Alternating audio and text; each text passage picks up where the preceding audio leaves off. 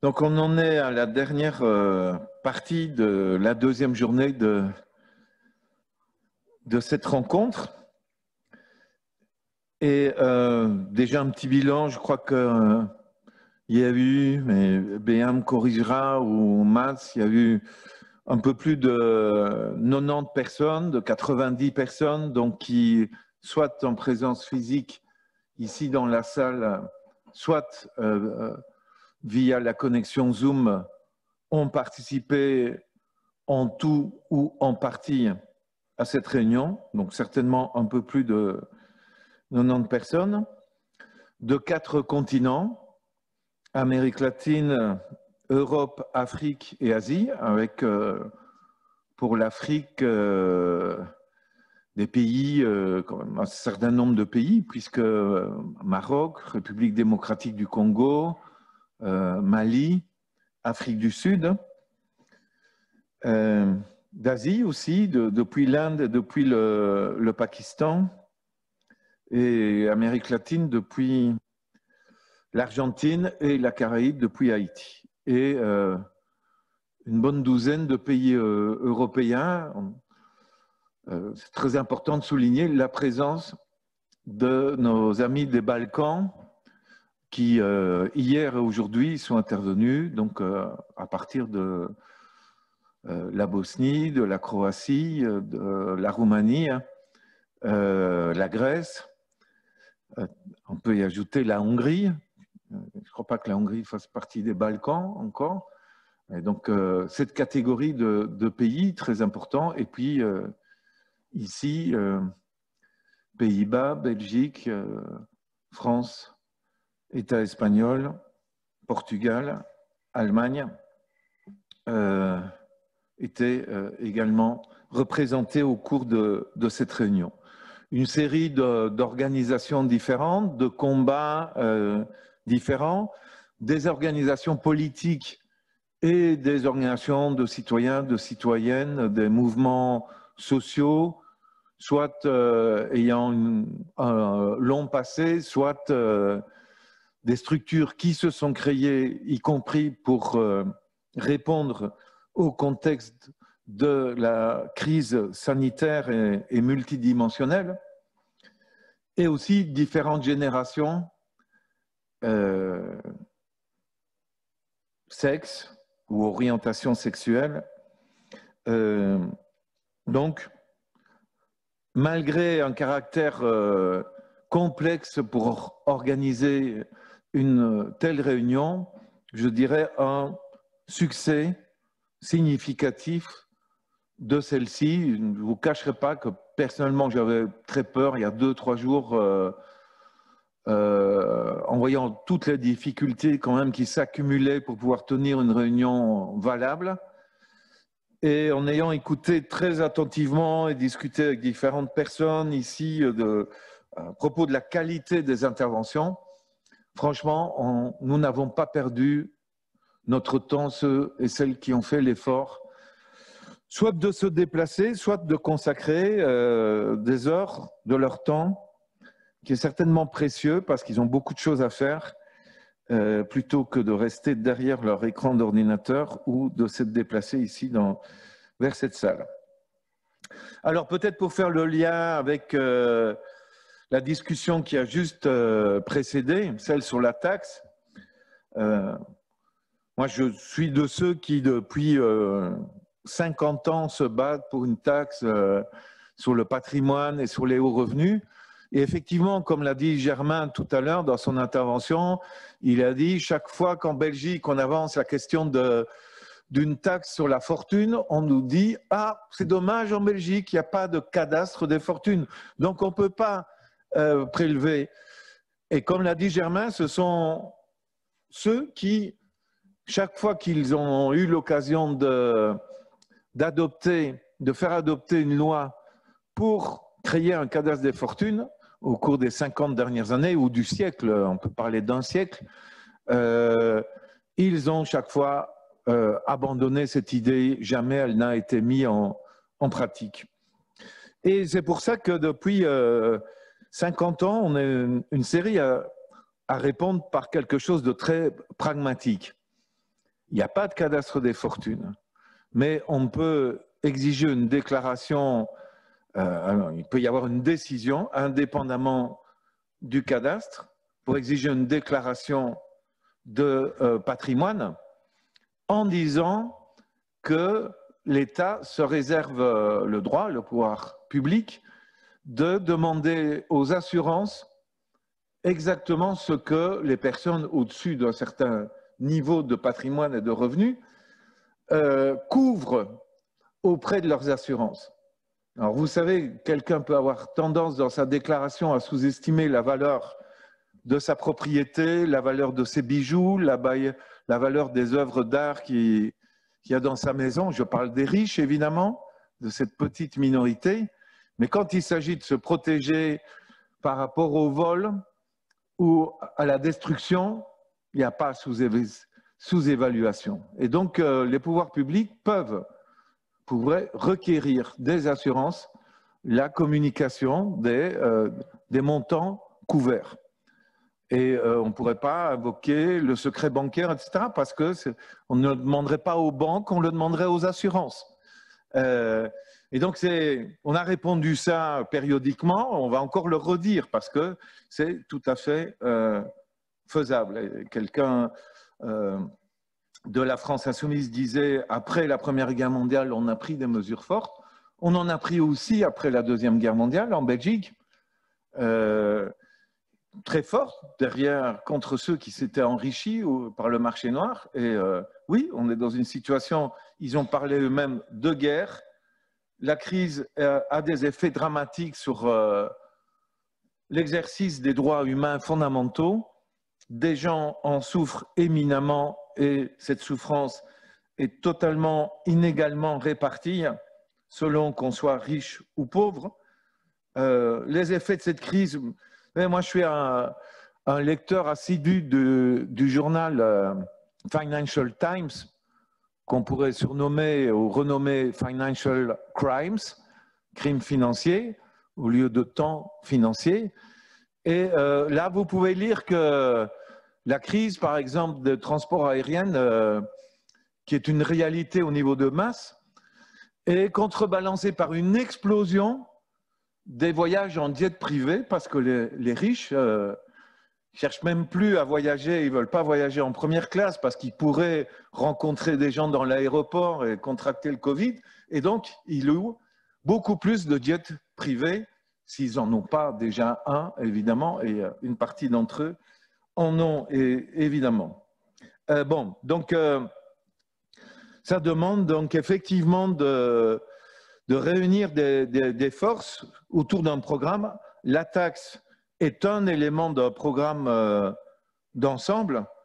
Toutes celles et ceux qui sont venus ici, et notamment les camarades d'organisations politiques qui peuvent être des mandataires élus à différents niveaux, on parle de justice fiscale, mais aussi, je suppose que vous parlez aussi d'expropriation dans l'intérêt du public, d'expropriation des entreprises qui tirent profit de la crise et qui représentent un intérêt stratégique pour répondre à la crise, c'est-à-dire par exemple le secteur pharmaceutique, le Big Pharma. Mais on pourrait parler, si on veut répondre à la crise climatique, la question du secteur énergétique. On a ici un débat en Belgique autour de est-ce qu'on va enfin fermer ou pas tel ou tel réacteur nucléaire qui aurait dû être fermé depuis longtemps. Ça implique donc une expropriation. On a parlé au moment de la crise, du début de la crise, certains gouvernements ont parlé de la possibilité de réquisitionner certaines infrastructures pour répondre à la crise. Ils n'ont pas fait. Mais nous devons garder ça comme perspective. Et bien sûr, ça tient à cœur à tous les militants et militantes du Comité pour l'abolition des dettes illégitimes, l'annulation des dettes illégitimes, qu'elles soient des dettes publiques ou des dettes des ménages, ces ménages de la majorité de la population et de la partie la plus pauvre de cette majorité de la population, dont la dette privée augmente, avec pour le moment une respiration, parce qu'on a dit aux ménages, pour diminuer le mécontentement potentiel, on a dit on reporte les paiements de dette, mais on n'a absolument pas, vous le savez comme moi, les gouvernements n'ont pas parlé d'annulation, on a parlé de report. Donc tout ça, à un moment donné, si entre-temps nous ne réussissons pas à changer le rapport de force, la facture va tomber effectivement dans les boîtes aux lettres ou les boîtes d'email des pauvres. Tout ce qui sera accumulé comme retard de paiement si entre-temps on n'a pas changé le rapport de force. Il y a quelques pays, par exemple le gouvernement du Venezuela a annoncé au début de la crise, en mars, annulation des loyers jusqu'au 31 décembre. Pas report des loyers, annulation des loyers jusqu'au 31 décembre. Et on verra s'ils vont prolonger une telle mesure. Ça, vous ne l'avez pas entendu dire par les grands médias que cette mesure avait été prise et qu'au Venezuela, aujourd'hui, en tout et pour tout, alors qu'il y a plus de 30 millions d'habitants, il y a 850 décès dus au Covid, et que alors qu'on a dit qu'il y avait 3 millions de Vénézuéliens qui ont quitté pour des raisons économiques le Venezuela il y a 3 ans et il y a 2 ans, ce qui est vrai, il y en a 500 000 qui sont revenus dans les derniers mois parce qu'ils fuient le Pérou et la Colombie, parce que là, il y a des dizaines de milliers de morts dus au Covid. Et qu'ils rentrent au Venezuela pour pouvoir se protéger parce que le taux de mortalité dû au Covid est très bas. On n'a pas dit non plus dans les grands médias qu'à Cuba, il y avait 86 morts. La population cubaine, c'est exactement la même que la Belgique, 11 millions d'habitants. Nous, on va atteindre 10 000 si le chiffre n'est pas atteint. Et à Cuba, c'est 86 morts pour le moment. C'est-à-dire 100 fois même pour exactement la même population. Bon.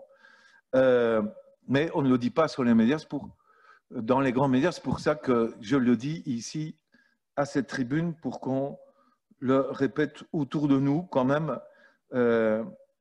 On pense ce qu'on veut de Cuba et du gouvernement du Venezuela, mais au moins il faut connaître ces informations. Alors, on parle maintenant de notre désir de mobilisation et c'est très important.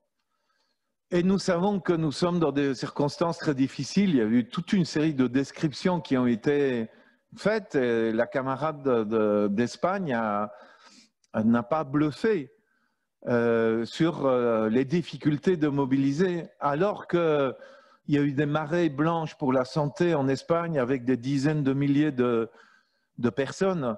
Il y a quelques années, il n'y a pas la même ampleur du mouvement en Espagne, alors que la situation est beaucoup plus grave. On n'a pas un nouveau mouvement d'occupation des places en Grèce ou un mouvement des précaires comme il y a eu au Portugal en 2011 ou un mouvement des indignés comme... Donc nous sommes dans un contexte difficile. Et si on regarde sur 25 ans, je repensais aux constructions qui n'ont pas été toujours faciles, mais je pensais à une initiative à laquelle certains d'entre nous ont participé. C'était les marches européennes contre le chômage et pour l'emploi. Ça a été lancé exactement il y a 23 ans, en 1997. Et j'y ai repensé notamment parce que hier, Léo Gabriel d'Autriche a participé, a pris la parole, et Léo Gabriel, avec Christophe Aguiton et d'autres, Angela Klein en Allemagne, et d'autres ont créé les marches européennes contre le chômage et pour l'emploi en 97, avec une déclaration de Vienne. Et je l'ai relu, vous pouvez taper dans Wikipédia et vous allez voir droit à un emploi digne, droit à un salaire digne, droit au logement, droit à la santé gratuite, droit à l'éducation. C'est-à-dire qu'il y avait déjà dans le programme des marches les éléments clés que nous avons répétés ici.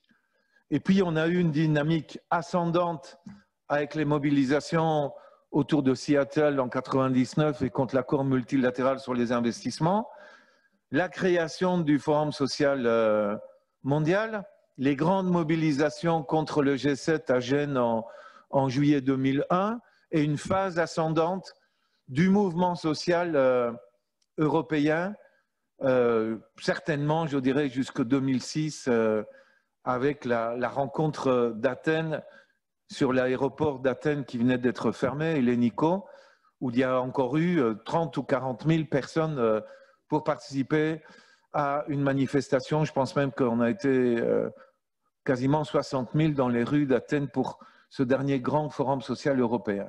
Et puis une phase de déclin.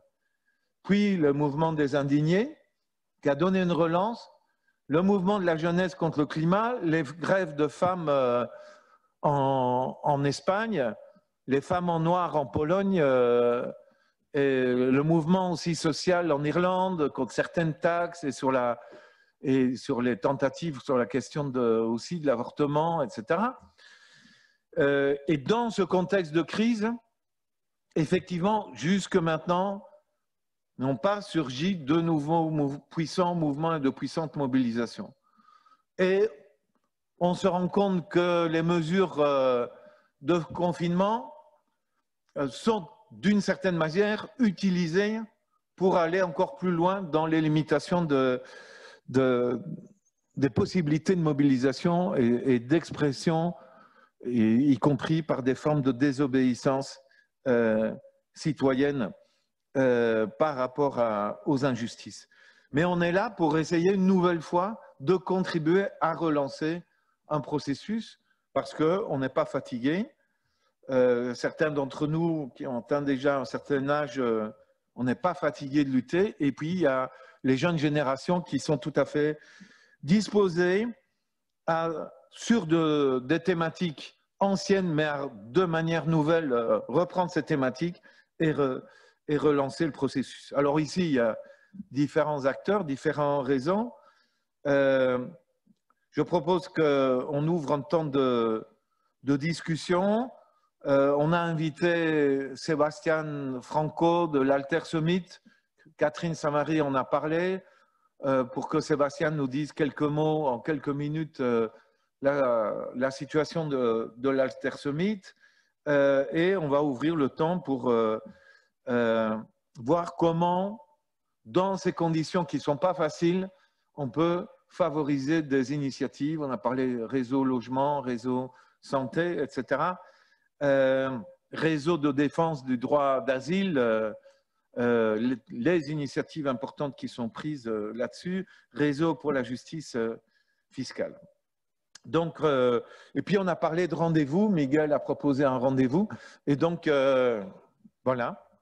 J'ouvre maintenant le temps pour des prises de parole et peut-être Olivier qui commence à s'impatienter parce qu'il va devoir partir. Je lui propose d'être le premier à prendre la parole pour nous parler du Front social en Belgique. Et puis je donnerai la parole à Sébastien Franco et à ceux et celles qui souhaitent la parole. Donc Olivier, tu as la parole. Je propose que ça se limite chacun à, disons, 4 minutes d'intervention. Oui, donc merci beaucoup. Désolé, j'ai une grosse réunion à 17 h, justement, comité de liaison d'une nouvelle initiative qui s'appelle Faire Front pour un avenir social, écologique et démocratique qui est en Belgique. Et donc, je vais prendre quelques minutes pour un peu expliquer ce qu'on a fait. Cette initiative est née pendant le confinement. Une série de militants se sont très vite rendus compte que après avoir dérogé au traité constitutionnel européen et au traité budgétaire pour ouvrir les vannes de l'endettement public et permettre le sauvetage du grand capital, on allait utiliser à nouveau, comme on l'avait fait en 2008, le prétexte de la dette pour imposer des nouvelles mesures d'austérité, des nouvelles attaques contre les droits et mettre de côté toutes les ambitions climatiques. On a écrit une carte blanche qui s'appelle « Gérer l'urgence, puis réinventer l'avenir », qui a eu un écho assez important et qui très rapidement, en quelques jours, a été signée par, disons, plus de 500 responsables de mouvements citoyens, associatifs, syndicaux, etc. Et cette carte blanche se terminait un peu en disant et nous allons, en tant que mouvement social, en tant que militants, essayer de prendre nos responsabilités pour faire en sorte que le monde d'après ne soit pas pire que celui d'aujourd'hui qui est déjà très mauvais. Et donc, à partir de là, on a lancé un processus, une dynamique s'est lancée et on a commencé par élaborer collectivement un texte fondateur qui est, moi personnellement, je suis assez content parce que il est, disons qu'il comporte en lui une radicalité assez forte et on dit souvent qu'aujourd'hui, si on veut être raisonnable, il faut être radical. Et donc, en deux mots, ce texte comprend 4 choses qu'on ne veut pas, et ça a été dit aujourd'hui, mais en tout cas que la crise soit payée par les travailleurs, travailleuses et citoyens, et que, comme Eric vient de le dire, que cette crise ne soit pas utilisée pour encore plus restreindre les libertés démocratiques fondamentales. Puis alors, après ces 4 choses qu'on ne veut pas, il y a 4 grands principes qu'on veut. Évidemment, il y a le respect des écosystèmes, mais aussi l'égalité et la dignité dans le projet qu'on veut mettre en place et la solidarité internationale. Et donc, je pense que c'est très important d'être ici. Et puis alors, 4 grandes priorités qui ont été déterminées ensemble. D'abord, je vais très résumer, mais l'élargissement massif de la sécurité sociale, des services publics et donc de l'accès aux droits humains fondamentaux. Et évidemment, le respect des écosystèmes. Et pour financer ça, Miguel en a parlé, c'est toujours la question qui revient.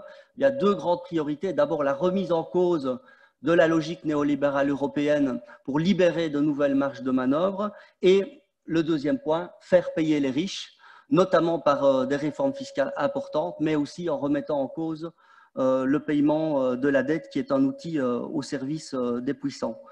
Ce texte fondateur a maintenant été signé et il y a plus d'une centaine d'organisations en Belgique très diverses qui ont adhéré à ce texte fondateur et donc qui sont membres de l'organisation Faire Front pour un avenir social, écologique et démocratique. Un site internet a été créé, fairefront.be, avec un logo et des slogans, notamment celui qui dit qu'on va faire bouillir la marmite par le fond, c'est-à-dire qu'on ne doit absolument pas attendre, y compris des dirigeants des mouvements sociaux, que sur un coin de table des propositions, mais il faut vraiment faire imprégner les propositions, notamment dont on a discuté ces 2 jours, qu'elles s'imprègnent dans l'ensemble de la société pour créer un rapport de force.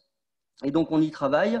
La stratégie fondamentale qui a été mise en évidence dans cela, c'est qu'on ne peut pas passer à côté de 2 choses. C'est gagner la bataille des récits, et donc c'est justement sortir de l'entre-soi et faire en sorte que nos propositions aient un écho de plus en plus massif et important au sein de la population. Mais comme Germain l'a mis en évidence, c'est déjà le cas. Il faut continuer à travailler dans ce sens-là. 80% des Belges sont pour un impôt sur la fortune, et aussi faire converger les luttes, les rendre visibles, créer des liens, etc. Et donc, on a déjà participé activement à la manifestation pour la santé en lutte, et donc Faire Front, en tant qu'organisation unitaire, a soutenu cette organisation et a essayé de la renforcer.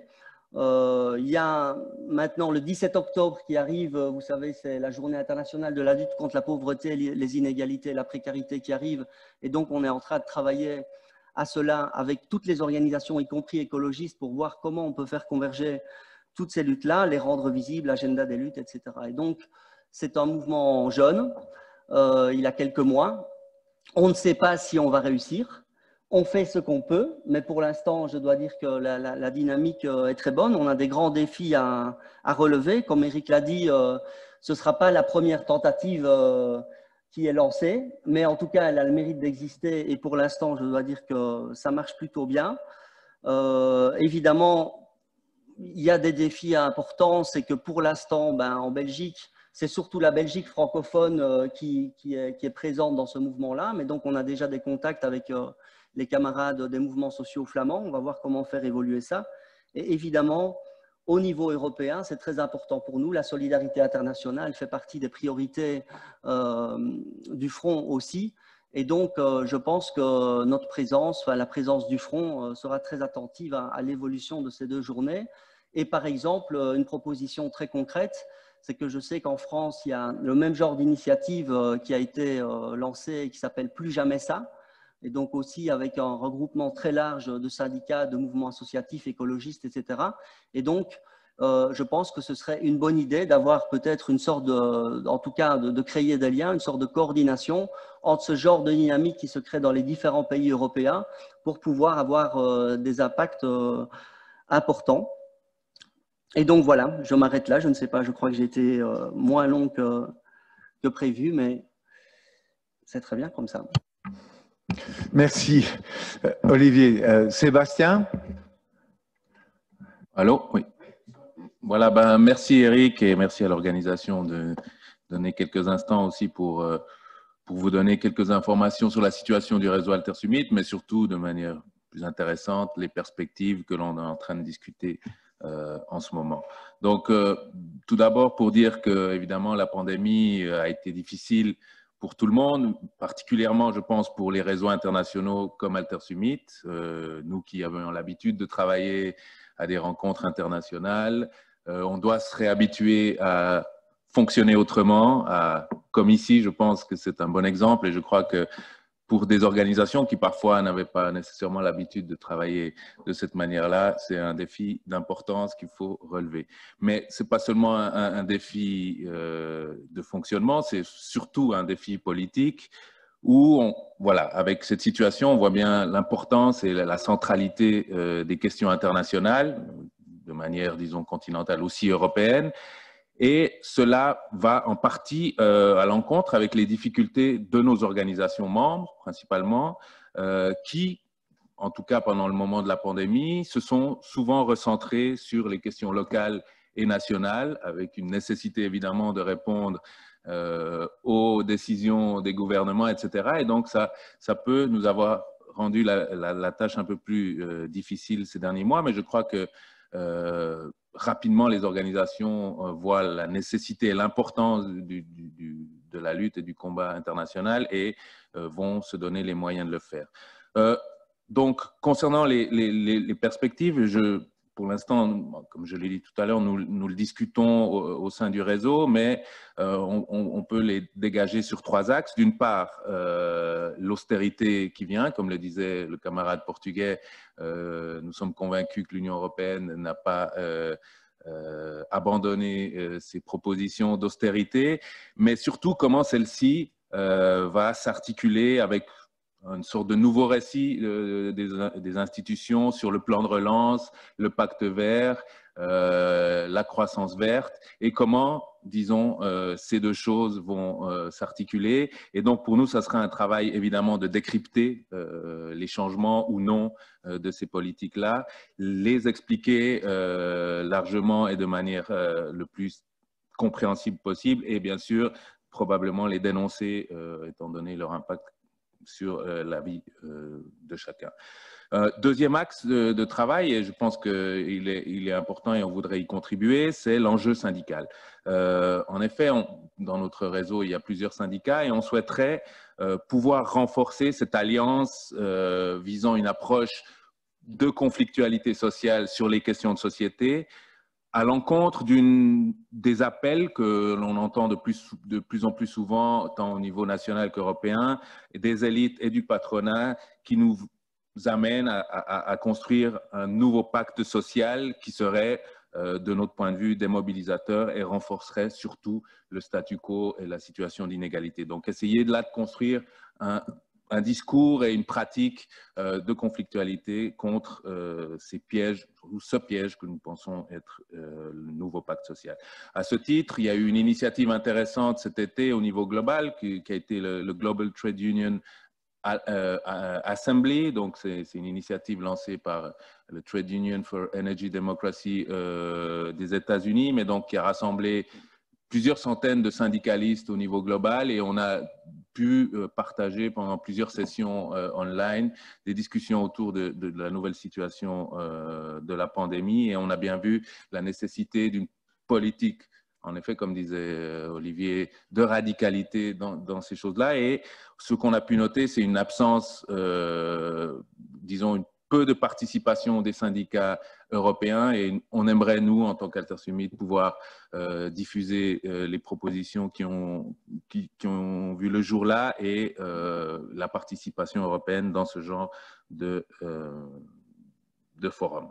Un troisième axe, et qui n'est pas des moindres, je pense, et c'est ce qu'on avait un peu essayé de faire avec la rencontre européenne des livreurs à vélo il y a 2 ans, c'est donc essayer de renforcer les collaborations internationales des luttes qui voient le jour, donc s'appuyer sur les réalités déjà existantes, qui voient le jour ou qui voyaient déjà le jour ces dernières années, comme dans la santé, on en a passablement parlé. Je pense que dans beaucoup de pays, c'est une réalité qui se construit au quotidien. Et là, donc, il y a un véritable enjeu de connexion internationale autour de ces enjeux-là, autour des services publics, mais aussi autour de la migration. On l'a vu pendant la pandémie, beaucoup de mouvements de migrants et de sans-papiers. En parlant du 17 octobre, il y a aussi une grande manifestation à Paris qui a connu des manifestations de migration comme jamais elle n'en avait connu. Et donc, le 17 octobre, c'est aussi l'arrivée de plusieurs marches de sans-papiers à Paris et il y aura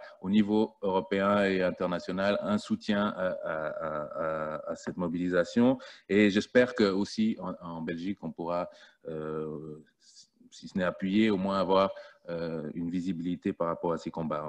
On en a parlé du combat féministe, du combat contre le changement climatique, la question de l'emploi et qui sera très aiguë ces prochaines années. Et comme le disait Olivier, je pense qu'il y a aussi un enjeu par rapport aux différentes convergences nationales qui voient le jour dans les différents pays. Et si on peut contribuer par des rencontres, des connexions là autour, voilà, je pense qu'on aura fait ce que doit faire un mouvement et un réseau européen. Voilà, merci.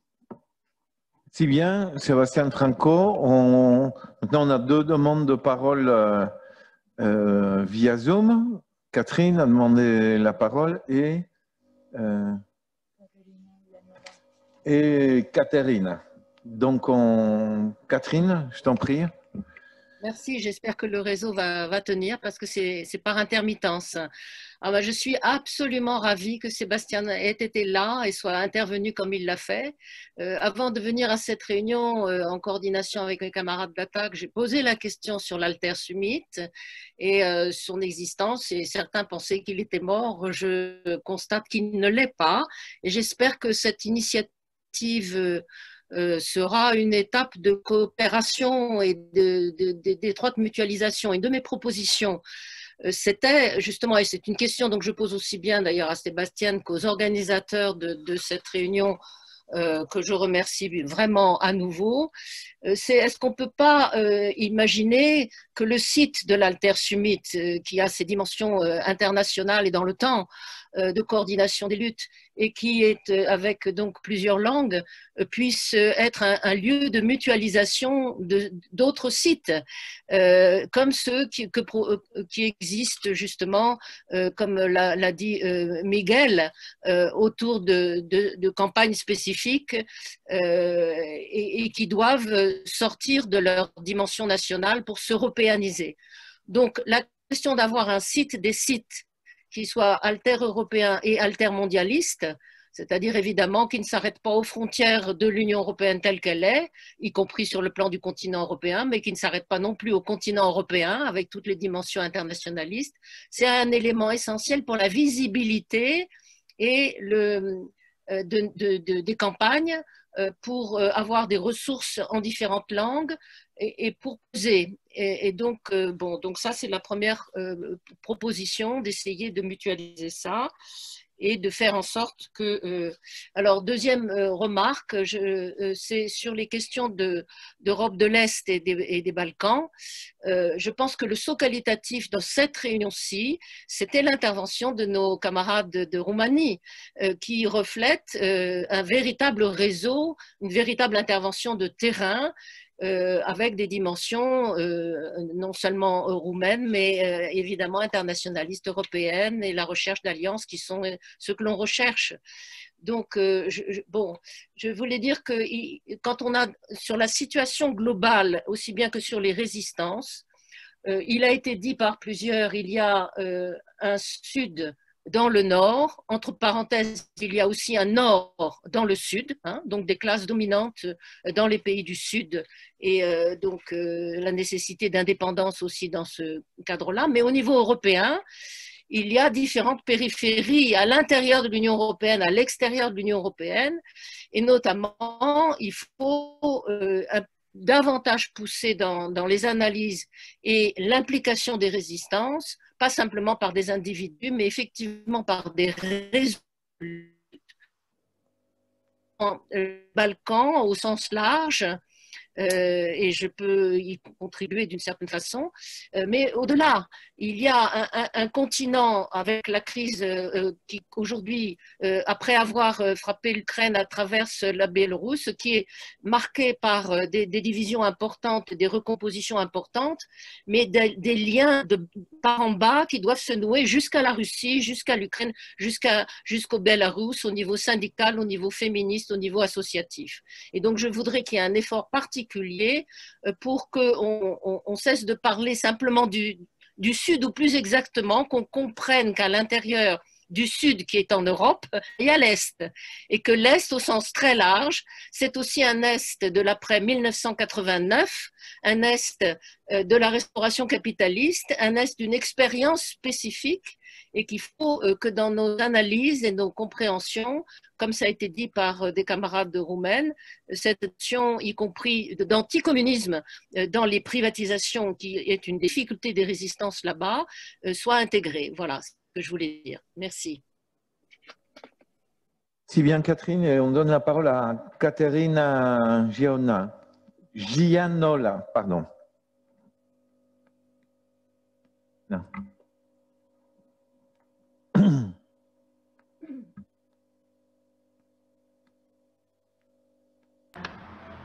Alors, ça va.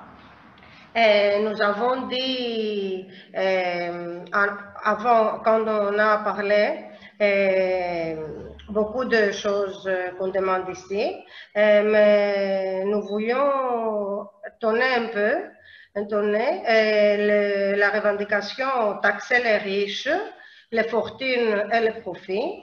Nous croyons que ça peut être une revendication de mobilisation comme propagande, mais aussi pour essayer d'imposer cette revendication, puisque c'est difficile de faire ça. Nous voulons proposer d'avoir d'ici un réseau de mobilisation pour avoir l'information de tous les pays, pour pouvoir avoir de communes choses de faire. Nous voulons dire encore une fois que nous sommes d'accord pour le prochain rendez-vous être à Madrid, comme on a dit auparavant. Ça va, merci.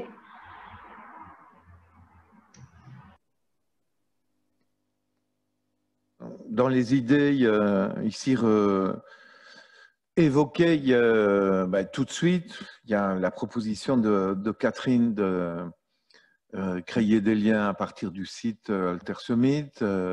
Miguel avait mentionné tout à l'heure de confier, y compris les clés du site pour certains pays, pour certaines organisations qui reprendraient la dynamique de la taxe Covid et l'insérer dans leur réalité nationale. Donc Miguel a, je crois, tendu une perche à Germain et aux camarades ici en Belgique, et en disant aussi ça à Paul Murphy de l'Irlande. Donc voilà, les propositions sont sur la table et c'est pas ici qu'on va prendre les décisions.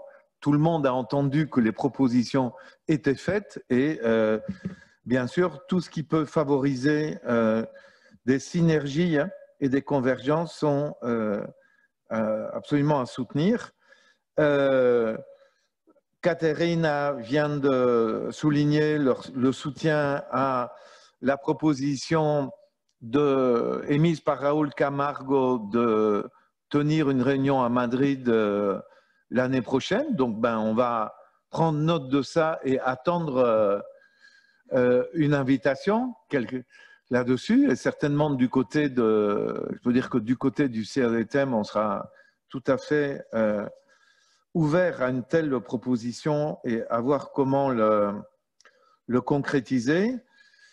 Et certainement que, comme Miguel Urban joue un rôle clé autour de la taxe Covid avec l'équipe autour de lui, on pourrait attendre de Miguel, effectivement, qu'il envoie des messages dans différentes destinations pour avancer, faire un pas supplémentaire autour de cette proposition de taxe Covid. Et puis, il y a eu la proposition aussi d'Olivier de tisser des liens entre des initiatives comme celle de Faire Front en Belgique, avec Plus Jamais Ça en France, et voir les équivalents dans d'autres pays. Donc voilà une série de propositions. Est-ce qu'il y en a d'autres que vous pouvez faire? Germain, vas-y. Merci beaucoup pour en tout cas cette organisation. Donc d'abord, nous on va étudier les conclusions de cette réunion attentivement. Je voulais juste encore aborder 2-3 éléments plus sur les débats de fond. Il y a justement Catherine qui est revenue ici comme intervenante, avait abordé la question de la démocratie. Donc parce qu'en fait la question est, nous voulons organiser toute une mobilisation pour obtenir une taxe Corona. Mais voilà, si on obtient cette taxe Corona, ce qui n'est pas évidemment exclu, hein. Donc je veux dire, qu'est-ce qu'on fait de l'argent? Ça, c'est quand même une question qui est à poser.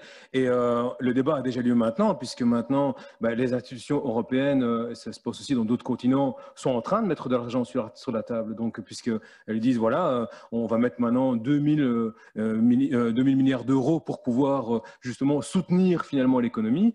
Mais le débat, c'est qui va gérer cet argent? Et donc, comment ça se passe actuellement? C'est que finalement, si on reprend les mêmes recettes qu'avant, ces fonds vont être utilisés par des entreprises privées pour finalement soit engraisser leurs actionnaires ou soit réaliser leur propre stratégie. Et donc, le débat est très concret. Donc, maintenant, on doit plutôt se battre pour que, par exemple, ces fonds ou les fonds qu'on pourrait obtenir via une taxe Corona soient d'abord justement utilisés pour des partenariats publics-publics et donc pas pour des partenariats publics-privés. Donc, ça veut dire effectivement que c'est bien la collectivité, sont les citoyens qui doivent faire les choix de où on va mettre cet argent. Et donc, sur cet élément-là, nous, comme d'autres, on essaye d'avancer. Donc, on a mis sur pied un plan qu'on appelle le plan Prométhée, sur le plan qu'on voudrait mettre en place à travers justement ces nécessaires investissements. Donc, des domaines ont été cités. Donc, nous, on veut investir sur le plan de l'énergie, donc pour avoir de l'énergie 100% renouvelable, pour avoir justement une distribution intelligente, locale quand ça doit l'être et plus nationale quand ça doit l'être. Aussi sur le plan numérique, puisqu'on s'est bien rendu compte de la nécessité finalement de prendre en compte ces dimensions-là, aussi bien dans le fait qu'on doit réguler ce secteur, vu ce qui s'est passé notamment avec les travailleurs d'Amazon et d'autres, mais aussi parce que c'est maintenant un défi évidemment auquel on ne peut pas échapper. Sur la question évidemment sanitaire, donc ça c'est évidemment un élément important. On a vu pendant la crise sanitaire que c'est vraiment essentiel de pouvoir expurger tous les éléments de marchandisation, de privatisation de ce secteur-là. Et donc, ce sont des éléments comme ça qu'on veut mettre aussi en place, notamment aussi, par exemple, juste pour ne pas l'oublier, la question du transport, par exemple. C'est fou ce qui est en train de se passer. Donc, on a un pays comme l'Allemagne qui met 9 milliards d'argent public dans une seule entreprise qui est Lufthansa. Et en Belgique, on a mis 290 millions d'euros aussi dans l'aviation, dans Brussels Airlines, alors que par exemple, juste pour vous citer un chiffre, si on voulait organiser le transport gratuit dans toute la Wallonie, ça coûte 150 millions d'euros. Donc là, on voit qu'à partir des sommes qui sont en présence, on peut faire des choix qui sont vraiment importants et qui peuvent justement à un moment donné dicter une direction par rapport au plan qu'on veut mettre en place. Et le dernier élément que je voudrais souligner, c'est que je pense que c'est très important ce qui se passe ici, mais je pense qu'on est quand même tous convaincus que sans, et Eric l'a dit, sans des mobilisations à la base, sans des luttes à la base, sans la présence des gens dans la rue, en fait, ça ne fonctionnera pas. Et donc, d'ailleurs, ça a été dit aussi par différents orateurs. Je pense on a eu des exemples dans la crise sanitaire, notamment avec les travailleurs d'INBEF. donc, qui dernièrement ont organisé 8 jours de grève pour simplement obtenir que l'ensemble des travailleurs soient dépistés, vu qu'il y avait ce qu'on appelle un cluster, donc un groupe de personnes contaminées chez eux, dont 2 personnes qui sont dans le coma. Donc, ils ont obtenu victoire. Ça doit nous donner espoir. Ça ne doit pas nous rendre exagérément triomphalistes, mais en tout cas, ça doit nous donner espoir et nous faire nous rendre compte, je pense, que si on veut obtenir effectivement la mise en place de cette taxe Corona, il y a le réseau qu'on doit construire, mais aussi le mouvement social qu'on va devoir construire, qu'on va devoir alimenter pour pouvoir l'obtenir. Je crois que ce sont des éléments qui, à mon avis, sont aussi importants pour le débat de fond dans le futur, pour cette taxe Corona, pour pouvoir, à un moment donné, faire payer effectivement ceux qui ont profité de la crise. Merci. Merci beaucoup, Germain. Je crois que pour moi, ça pourrait être les paroles de la fin parce que de cette rencontre. Mais je t'en prie, Miguel, il nous reste 5 minutes pour ensemble terminer dans les temps cette session importante. Je t'en prie, Miguel.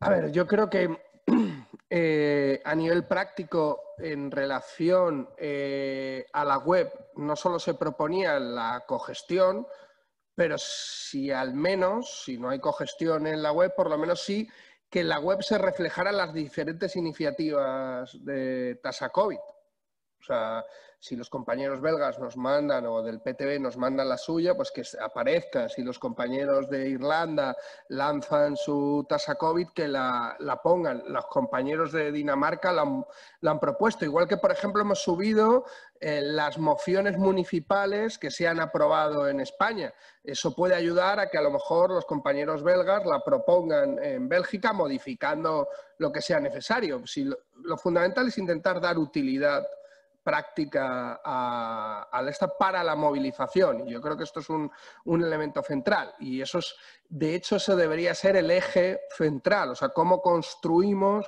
una movilización en torno a el reparto del trabajo, el reparto de la riqueza como un programa fundamental para salir de la crisis.